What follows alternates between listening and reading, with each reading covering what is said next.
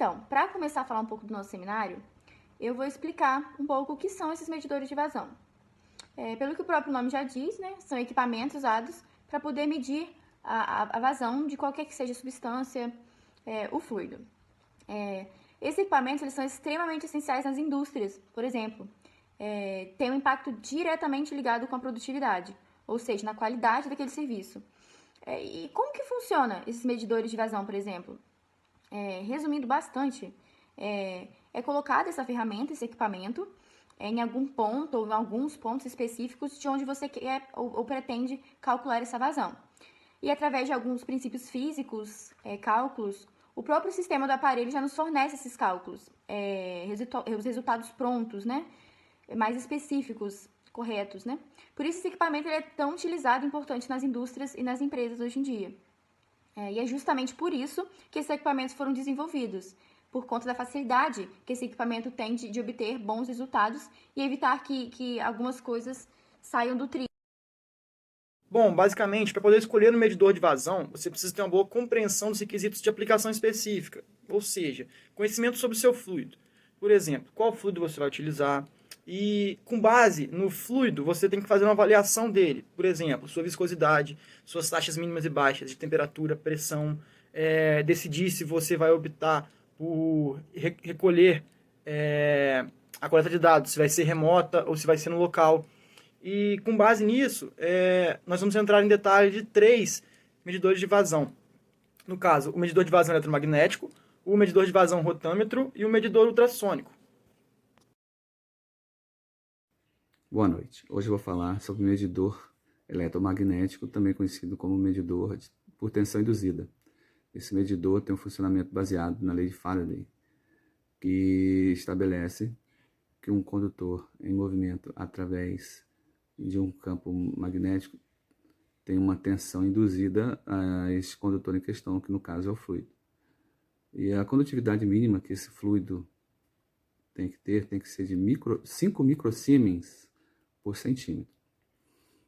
O medidor de vazão eletromagnético é para medir principalmente líquidos, porque os gases têm baixa condutividade, não tendo uma boa aplicação. Também serve para medir uma vazão volumétrica, no caso litros por hora, metros cúbicos por minuto. Também tem, dentre os medidores industriais, ele é o melhor custo-benefício, porque ele tem uma calibração boa, no caso de 0,5%, podendo variar de 0,2 a 1, muito versátil, podendo ter várias aplicações.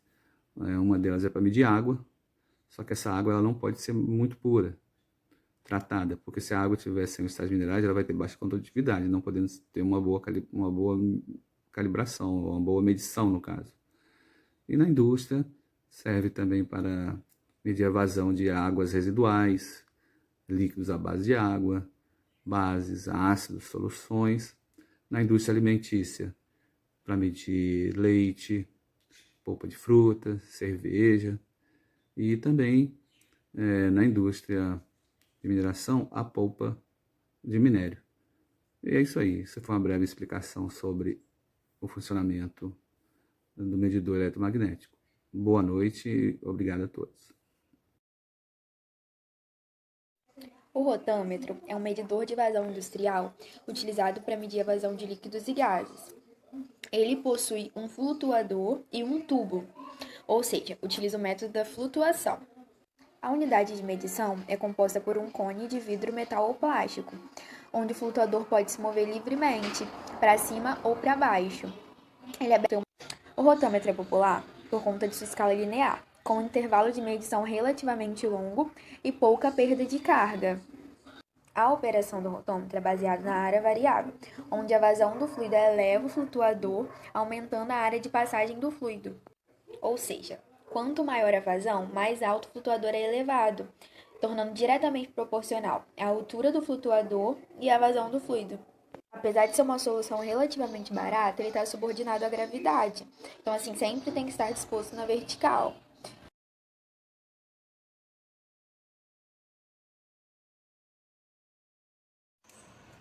Gente, o medidor ultrassônico é muito louco, por quê?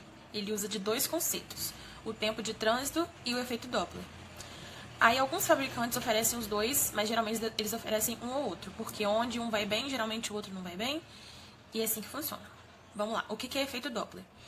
Para visualizar, você pensa numa ambulância ou uma sirene de policial ou qualquer sirene.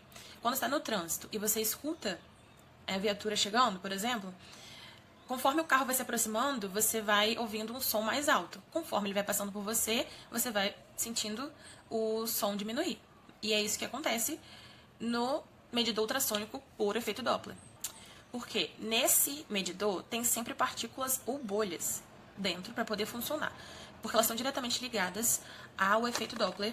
Porque quando o medidor emitir o som ultrassônico nessas partículas, elas vão se alterar. E com essa mudança na frequência do sinal emitido, o transmissor lê essas mudanças e calcula a vazão em cima disso. Por quê? Porque a mudança de frequência que acontece quando o sinal é emitido e refletido é proporcional à velocidade da mudança da bolha ou da partícula que emitiu. Ou seja, a velocidade do fluido é igual à velocidade de quem refletiu. Irei explicar um pouco sobre o que é calibração e seus principais tipos. A calibração é uma maneira de estabelecer exatidão sobre um sistema de medição, ou seja, é o grau de concordância entre o resultado de um sistema de medição e o valor verdadeiro convencional a ser mensurado, que nada mais é do que o processo de comparar dois ou mais resultados de um sistema de medição. Por exemplo, o primeiro vai ser o resultado referência e o segundo vai ser o resultado do medidor do sistema de medição a ser aferido, a ser calibrado. Os principais tipos de calibração são: primeiro, a calibração indireta. Nela ocorre a comparação das indicações de um sistema de medição padrão, que é o SMP, e o sistema de medição a calibrar, que é o SMC. Temos também a calibração parcial. Nela, essa calibração ocorre em módulos do instrumento a ser calibrado, né? Ela é feita em partes, separadamente. E temos a calibração in loco. Essa calibração não precisa, ela é feita no local, ela não precisa retirar o sistema de medição, o que vai ser calibrado. Ela pode ser feita no local, não precisa levar em laboratório. Temos a calibração de rotina, que é o procedimento de verificar, o procedimento de verificar as condições do instrumento periodicamente. E temos a calibração interna e externa. Nela, o proprietário pode fazer, desde que contenha os instrumentos, e também pode ser feito pelo laboratório, e desde que os dois seguem a rede brasileira de calibração. Agora vamos para as charges. O amigo vira para o outro e fala: não entendo por que essa precisão tá tão ruim. E a instalação toda doida lá. O que é isso? É porque, por incrível que pareça, sempre, ou quase sempre, que o medidor de vazão não tá funcionando direito é por causa da instalação. No geral, cada medidor de vazão tem um funcionamento diferente por conta do princípio de medição. Porém, a grande maioria tem características parecidas. Por exemplo, os requerimentos de instalação. Essa instalação da charge tá toda doida, assim, toda, entendeu? E o recomendado é utilizar trechos retos, porque os trechos retos são os responsáveis por minimizar os efeitos da turbulência no medidor.